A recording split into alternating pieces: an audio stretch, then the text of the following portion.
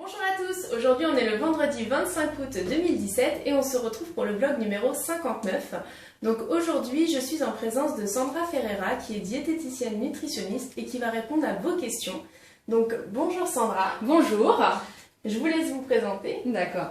Donc je suis Sandra Ferreira, diététicienne nutritionniste installée en libéral depuis plus de 13 ans à Flins-sur-Seine, en région parisienne. Parallèlement, j'ai travaillé aussi 4 ans à la tête du service pédiatrique cardiologique en diététique, bien sûr, au Loge en Jaujas, dans les Yvelines. Et parallèlement, je fais des conférences, j'interviens également dans des établissements pour des interventions.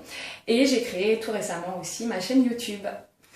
Merci. Et on va commencer aux questions. Donc la première question, j'ai tout noté, elle est: quelle est la différence entre un nutritionniste et un diététicien? Ça, c'est une grande question. On me la pose presque tout le temps au cabinet. Alors, légalement, il faut savoir qu'on ne peut porter le titre de diététicien que si on a un des diplômes qui est au Code de la santé publique, je crois que c'est l'article R ou L 4371-3, ça y est, il me revient. Si on n'a pas ce diplôme-là de diététicien, on n'a pas le droit d'exercer sous ce titre-là. Donc légalement, c'est protégé. Par contre, nutritionniste, ce n'est qu'un adjectif qualificatif. D'autres termes, ce n'est pas reconnu légalement. Ça, c'est important, il faut bien le comprendre. C'est juste un mot qu'on rajoute parce qu'on a une formation en nutrition qui n'est pas forcément très longue. Ça peut être une semaine, ça peut être 2 ans. Donc, en d'autres termes, il faut comprendre par là, je suis pas en train de dire que les nutritionnistes sont mauvais du tout, mais que certains n'ont, par exemple vous, demain, si vous voulez, réellement, vous mettez votre plaque, vous marquez choupinette nutritionniste et vous avez le droit, on ne pourra pas vous poursuivre. Alors que pour être diététicien, il faut avoir vraiment passé le diplôme de diététicien. D'accord. Ok, bon, déjà, le premier j'espère que c'est élément, plus clair. Voilà. Super important. Alors, la deuxième question, c'est: pourquoi un suivi diététique est-il recommandé après une chirurgie de l'obésité? Alors, parce que après la chirurgie de l'obésité, il peut y avoir des complications graves si on n'est pas bien suivi, tant en termes digestifs, des complications digestives, donc carence nutritionnelle et de reprise de poids. Malheureusement, on peut reprendre du poids après une chirurgie bariatrique. Ça, peu de personnes, j'ai beaucoup de patients qui ne le savent pas. Ils pensent que c'est miraculeux, mais on peut reprendre du poids. Donc c'est important. On sait par exemple qu'une grosse carence en vitamine B1 peut atteindre au niveau neurologique, avoir des séquelles au niveau de la mémoire, au niveau de l'équilibre, qui peuvent même être irréversibles. Donc il faut être suivi pour pas que ça parte en catastrophe. On se fait quand même opérer, ça serait dommage que ça parte de travers. C'est clair.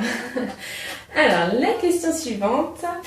Qu'est-ce qu'un repas équilibré? Alors, pour quelqu'un d'opéré. C'est oui, ça, bien sûr, toujours dans le contexte de la chirurgie bariatrique. Je vais bien différencier les deux.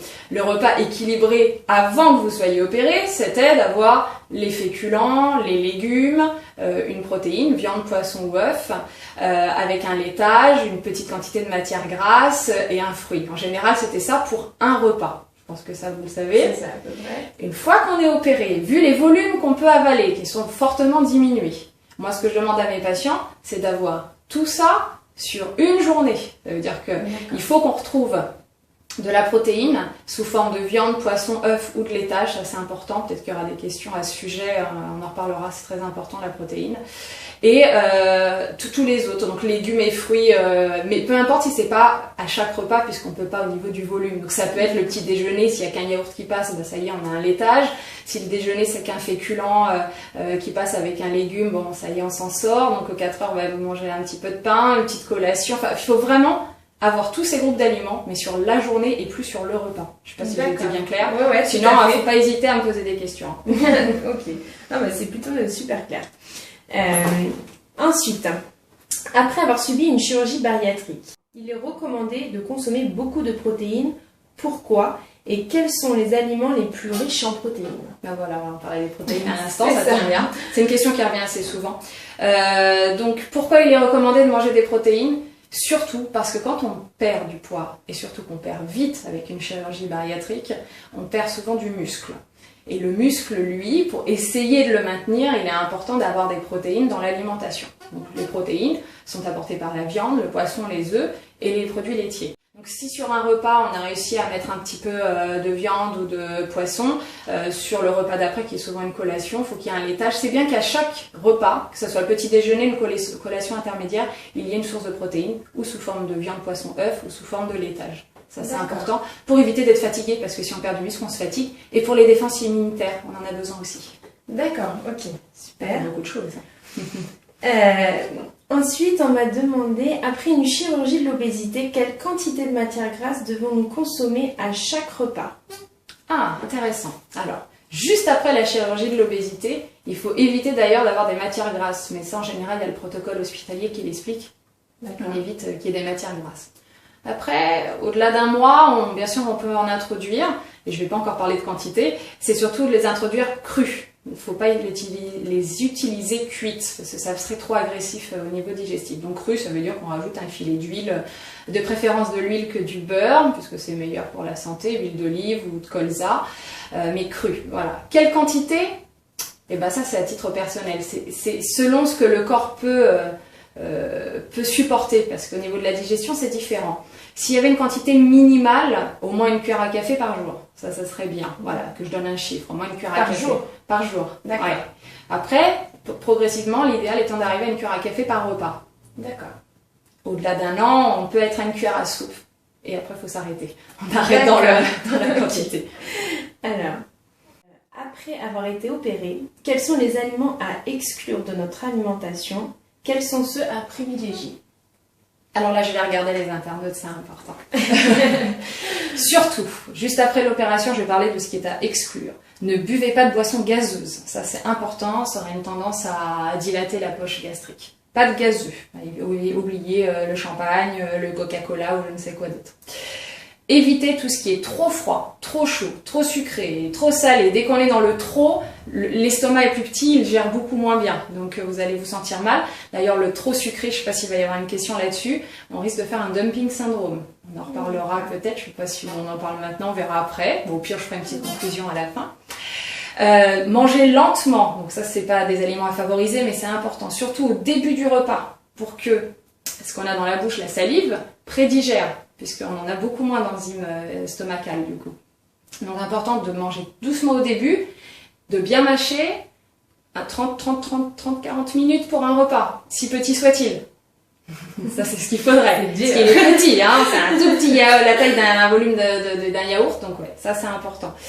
Ça c'est vraiment les gros points, et fractionnement alimentaire, c'est important de manger 5-6 fois par jour en petite quantité plutôt que 3 gros repas, mais de toute façon en général on n'y arrive pas, manger 3 gros repas, normalement. Mais j'ai des patients qui y arrivent, donc justement on en reparlera, enfin on peut même en parler maintenant, le risque c'est la dilatation de la poche gastrique.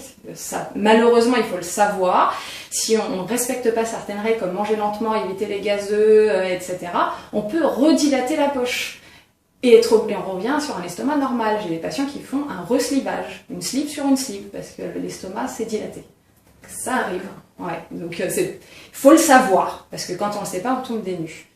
Ça, c'est ce qu'il faut éviter. Ce qu'il faut favoriser, c'est plutôt des cuissons sans matière grasse, et sur le début, des viandes plutôt blanches. Il faut éviter tout ce qui est trop gras, sinon ça va surcharger l'organisme, et éviter aussi tout ce qui est à faible valeur nutritionnelle, c'est-à-dire manger des légumes, parce que du coup on a besoin d'énergie quand même, et on va plus avoir ces protéines puisqu'on n'a plus la place de mettre ce qu'il faut dans son assiette. À la limite, il vaut mieux un petit peu, souvent ce que je dis c'est faire une petite purée au début, un peu de pommes de terre, un petit peu de légumes, et on mixe dedans un peu de viande hachée, et là on a un repas équilibré sous un faible volume.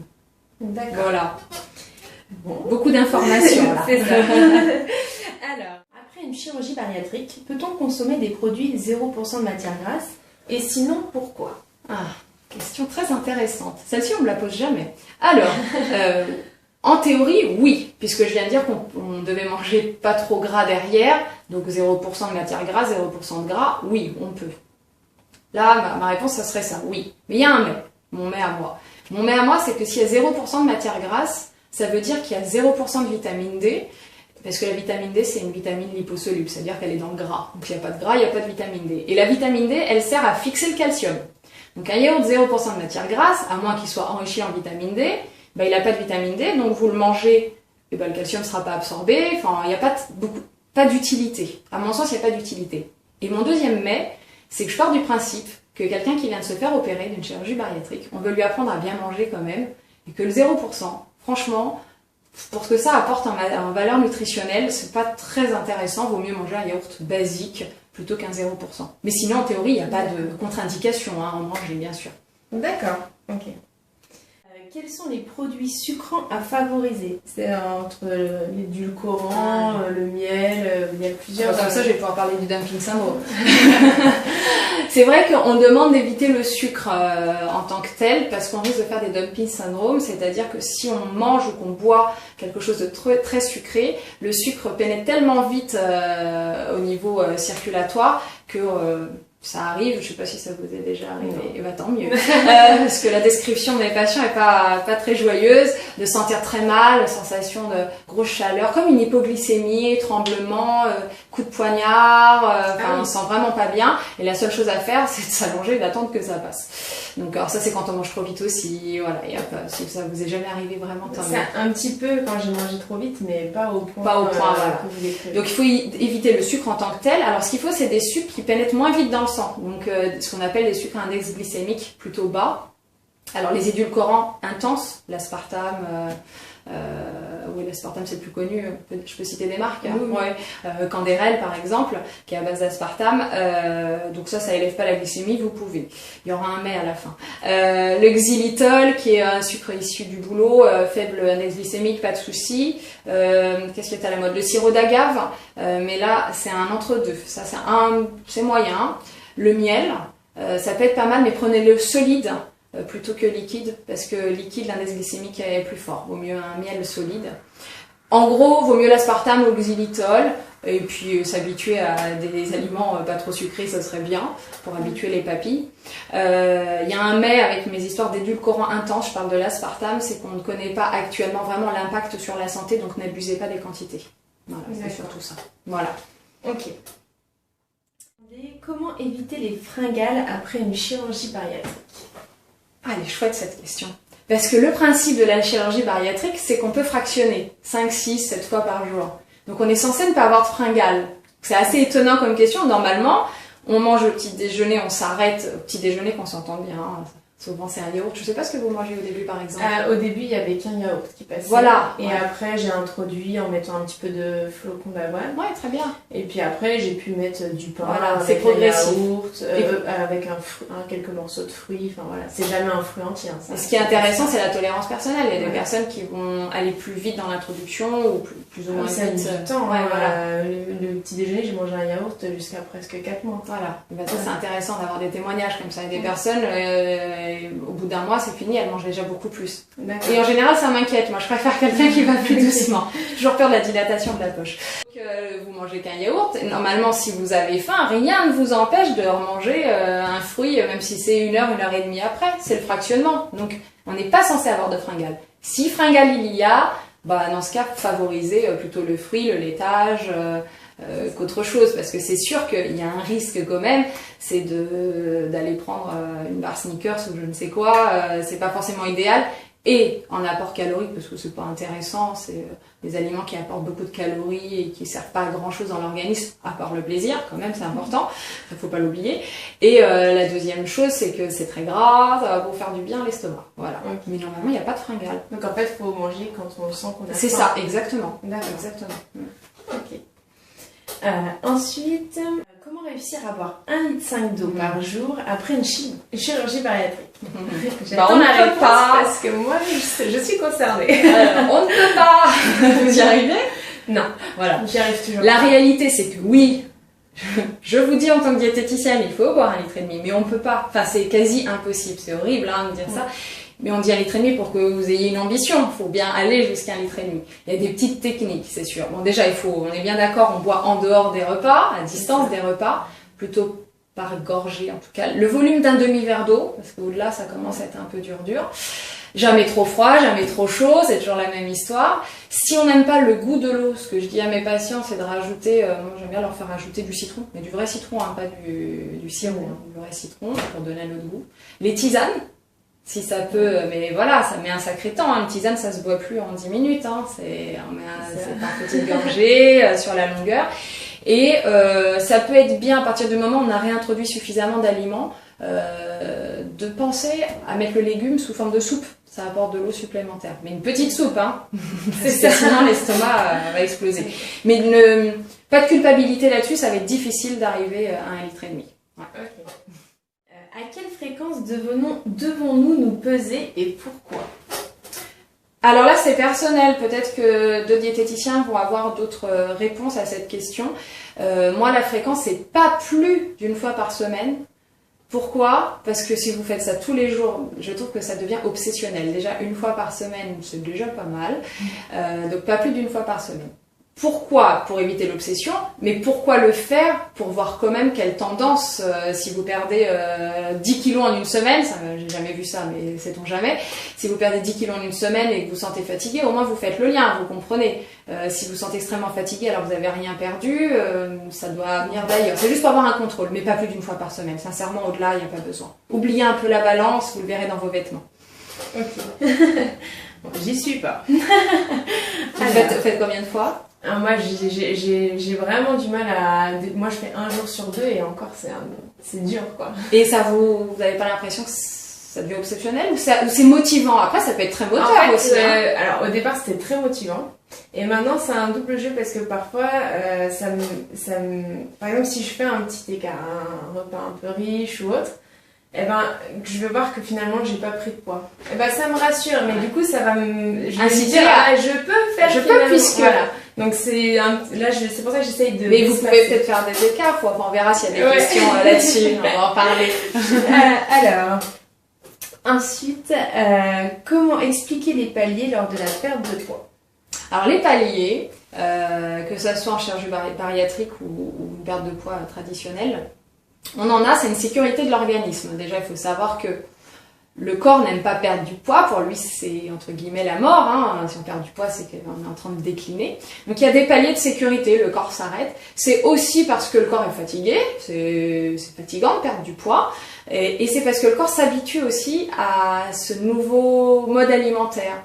Moins on mange, plus le corps va ralentir sa dépense énergétique et va moins aller puiser dans les graisses. Donc ces paliers-là existent, c'est comme ça, on peut rien y faire.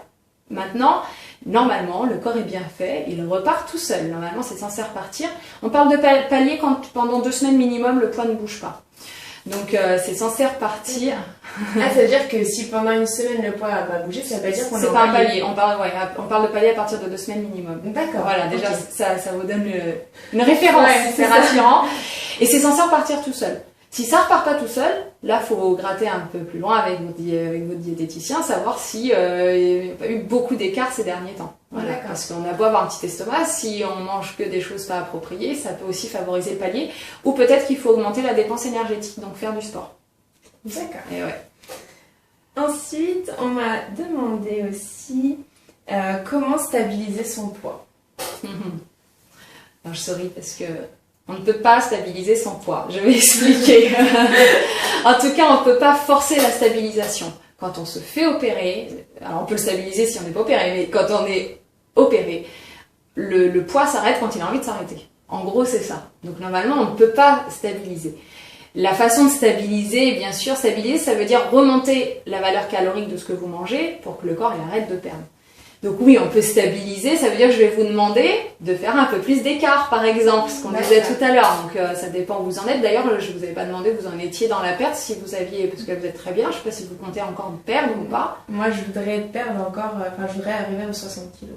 Et vous êtes à 67 200, d'accord. Donc et là, vous sentez que ça descend ou il y a des paliers? Ça descend encore. Bon. Et pourtant, ces derniers temps, j'ai eu des écarts. Mais ça descend moins vite, mais ça descend. C'est que le corps a encore de quoi puiser. Donc dans ce cas, il faut le laisser faire. Arrivé à 60, si vous voyez que ça continue à descendre, 59, 58, 57, moi j'ai des patientes que ça inquiète forcément.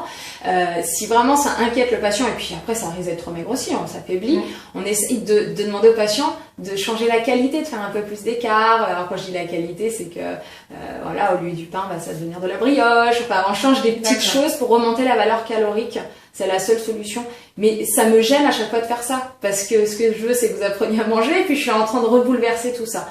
Mais en théorie, le corps, il s'arrête quand il a envie de s'arrêter. D'accord. Et est-ce qu'il s'arrête à un poids qui lui convient en fait? Normalement, c'est un poids, ce qu'on appelle le poids de forme, un poids qui lui convient pour vivre normalement. C'est ça, le poids que théoriquement, naturellement... Il a enlevé toute la graisse qui n'est pas utile. Sauf si carence, s'il y a des choses qui apparaissent dans les analyses de sang. Oui, voilà. D'accord, ok. Mais sinon, ça si tout va bien, naturellement, ça s'arrête tout seul. Ok. Alors, ensuite... comment définir la quantité à manger par repas suite à une sleeve gastrique? Donc là, on me l'a vraiment posé par rapport à la sleeve. Alors, la quantité, la réponse va être très floue. Hein. La quantité, elle est personnelle. En général, c'est le volume d'un pot de yaourt, c'est ce qu'on dit souvent. C'est ce qui va faire le repas, donc ça va pas loin. Hein. Mais elle est personnelle. Il y a des patients qui arrivent à manger plus, d'autres qui n'arrivent pas du tout. Ça va être un demi-pot de yaourt en termes de quantité. C'est vraiment personnel. C'est pour ça qu'on ne peut pas donner de protocole chiffré. Jamais à mes patients, je leur dis petit déjeuner, 30 grammes de pain. C'est impossible de parler en grammage. C'est impossible. C'est tolérance personnelle. Il faut suivre vos sensations alimentaires. S'arrêter quand on a plus faim, remanger même si on a faim 1 heure après, c'est le fractionnement, et encore une fois avoir tous les groupes d'aliments sur la journée. Voilà. Et favoriser les protéines. Et est-ce que, pour compléter la question, est-ce que du coup il y a quand même une quantité au-delà, il y a des chances que ça dilate l'estomac? Au-delà, est-ce que vous voulez du chiffré ou de l'image? Je peux même vous montrer une image si vous voulez. Oui, bah allez, on fait une image. Au-delà de... on peut commencer à s'inquiéter si... Hop, qu'est-ce que j'ai là? Poisson avec des pâtes et du riz. Je vais le montrer à la caméra, j'espère que ça ira. Au-delà de ça, on s'inquiète. Hein, d'accord. Au-delà de ça, je ne sais pas si on voit bien, on commence à s'inquiéter. Pour vous donner un ordre d'idée, on est à 200 grammes là quand même. Là, on s'inquiète. Et il y a des patients, j'en ai un en tête, si on regarde la vidéo, j'espère qu'il se reconnaîtra, qui est déjà au-delà de ça, il a repris 10 kilos. Voilà. D'accord. C'est ouais. Donc effectivement, il a dilaté parce qu'il mange assez vite. D'accord. Ok. Bon. Bah, ça donne quand même un repère de savoir. Ouais. Alors, après, c'est personnel. Hein. C'est vrai que ça dépend entre une femme d'1m55 et un homme de 1m90. Oui. Ça va être vraiment différent. Et j'ai juste un petit complément. Est-ce que le volume de notre estomac grandit quand même un petit peu entre le moment de l'opération et les mois qui suivent? Est-ce que le volume de ce qu'on mange évolue un petit peu? Légèrement, parce qu'il y a une légère dilatation, mais une dilatation normale. Voilà. C'est ça. Ouais, donc c'est léger. Hein. Voilà, si on passe de 120 à 140, 150 grammes, ça d'inquiétude. C'est normal. Ouais. Okay. Peut-on limiter la perte de cheveux en mangeant mieux? Alors oui, c'est pour ça d'ailleurs que je fais ce métier, parce qu'on peut faire des miracles avec l'alimentation. Alors il faut comprendre déjà de quoi est fait le cheveu. C'est de la kératine. La kératine, on la fabrique grâce à 2 acides aminés, des acides aminés indispensables. Ça veut dire que le corps ne sait pas les synthétiser. On les apporte que par l'alimentation. Et les acides aminés, on les trouve où? Dans les protéines. On en revient. Donc, il faut manger viande, poisson, œufs, laitages pour avoir ces acides aminés qui permettent de fabriquer cette kératine. Deuxième point, pour l'oxygénation des tissus. Ici, au niveau capillaire, on a besoin de fer. Le fer a une incidence dans le système des globules rouges. Donc, on a besoin de fer. Donc, le fer, on le trouve où? Dans la viande, le poisson et les œufs essentiellement. On a aussi du fer végétal, mais qui lui est moins bien absorbé. Donc, alors les végétariens vont m'en vouloir. Oui, le fer végétal est absorbé sous certaines conditions. Il faut apporter surtout de la vitamine C dans le repas. C'est-à-dire que quand on mange des aliments riches en fer, que ce soit viande, poisson, œufs, ou du fer végétal qu'on trouve dans les légumineuses par exemple, il faut toujours avoir un petit peu de vitamine C, c'est-à-dire un fruit ou un petit peu de jus de citron sur son poisson, ça fixe mieux le fer. Donc en gros oui, vous pensez fer, vous pensez protéines, vous pensez éventuellement un apport de vitamine C pour la fixation du fer. En gros, on pense viande, poisson, œuf avec un filet de citron. Donc oui, c'est possible. Et les vitamines du groupe B aussi aident pas mal. Donc c'est ce qu'il y a dans les féculents, mais comme c'est important d'en apporter.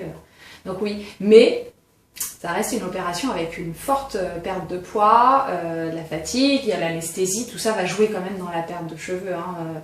Ouais. C'est pas miraculeux non plus d'apporter des protéines. Okay. Mais c'est indispensable. Merci d'avoir répondu à toutes nos questions. De rien, merci de m'avoir invité. C'est avec plaisir. Et donc, vous avez écrit un livre qui s'intitule Comment manger sereinement, des éditions Vie. Tout à fait. Je vous explique un petit peu ce qu'il y a dedans et ce qu'il n'y a pas. Il n'y a pas de recette, c'est important.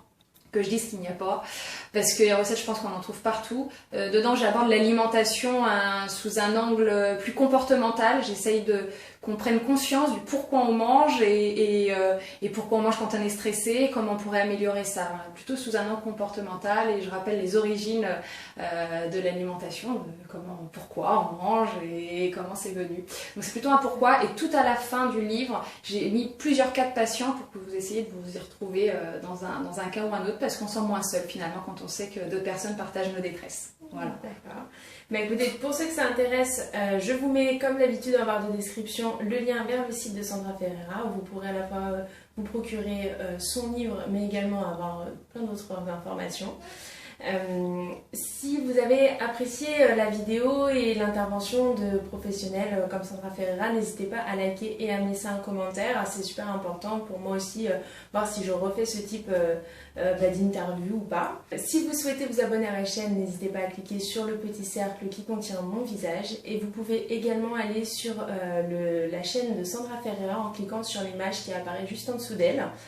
Je vous souhaite un bon week-end et je vous dis à vendredi.